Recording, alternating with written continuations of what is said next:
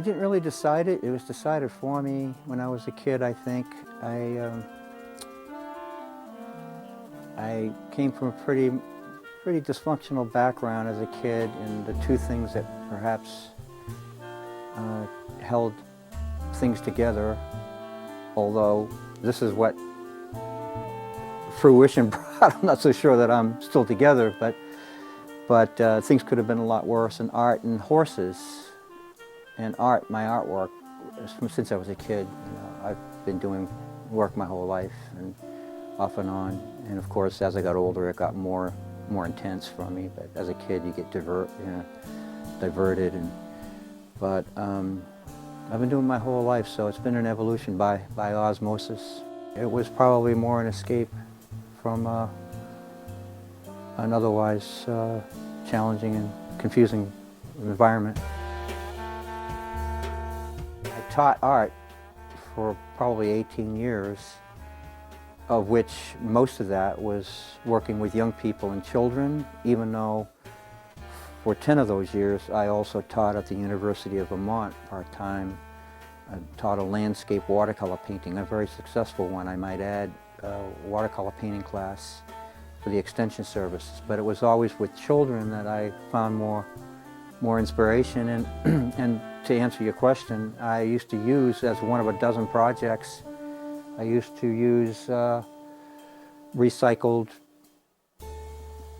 window and door screening at that time for a few projects. Like one would be, make masks, or for armature work and sculpting with clay or plaster. It's really difficult to explain it because this is such an unusual medium. It's a very rare medium. There's not many people that that I've either learned of or know of or been told, and that sort of goes hand in hand with an inability to actually teach it. I wouldn't know how to teach it, even though I'm a good teacher. I can demonstrate how I'm making my work, but I wouldn't know how to teach it. But there's something enigmatic about it that just draws me, and it's very meditating. I get, it's filled with meditation, and it just is something that excites me in terms of work.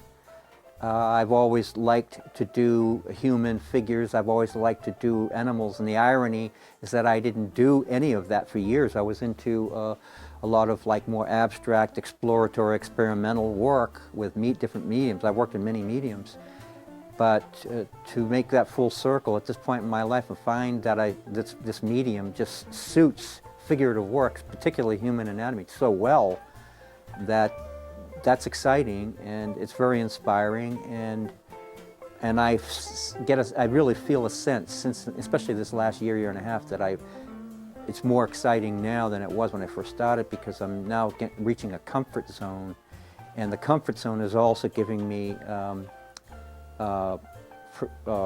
products that I never ever thought that I could get to this point with in terms of detail.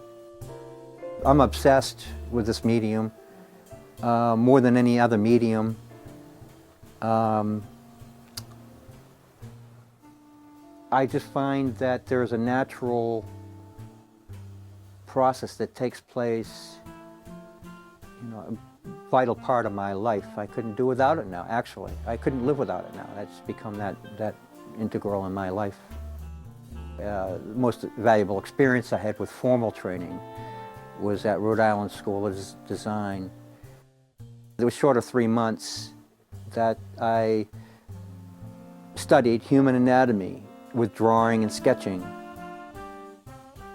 I remember with this one day we didn't have enough time to do the plastering, and the kids panicked, and I said, "It's all right, we'll do it tomorrow. Let's just set them on the table." And like a sunlit day today, they put them on the table and it's cast all these extraordinary shadows, and I realized that, something else is going on here. And so I'm slow when it comes to that kind of thing. If it was any other artist, they would have jumped on it, had it up and running in a year. But it took me, a few years to get into it more and more and more.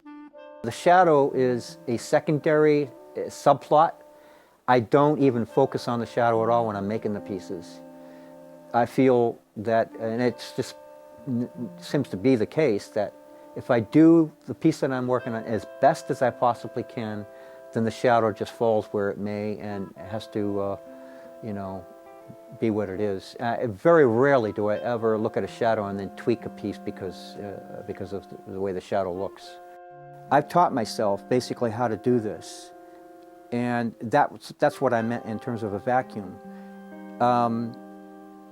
Even though periodically I would run into somebody who say, hey, do you know about so-and-so, or you should check out this website, and so there's been 3 or 4 others out of there's probably a dozen or more, 15, but it's still we're a rare breed, people who work with wire mesh in a very serious, consistent manner. I think most sculptors toy with it, and they do very well in making things with mesh, but I don't think they're obsessed like I am.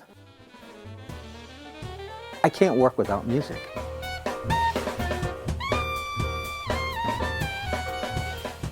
I also played music when I was younger, and I enjoyed music. I've been in and out of various art, rock, jazz bands, blues bands over the years. So music is an integral part of my background as well, as an outlet.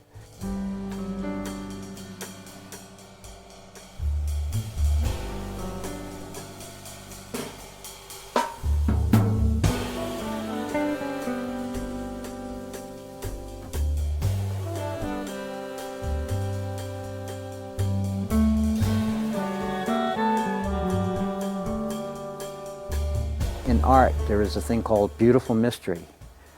You don't always have to, and it applies to many different parts of your life, so it's a lesson to be learned through art, which is that you don't always have to understand something to like it, and the same with people. You can like a person and not understand them, and vice versa.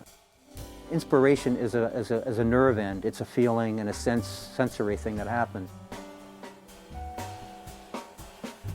5, 6 years ago, I would never imagine my doing this particular work, let alone succeeding at it.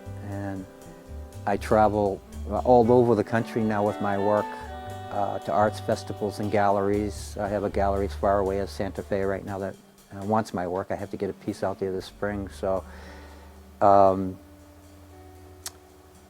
know, another mystery.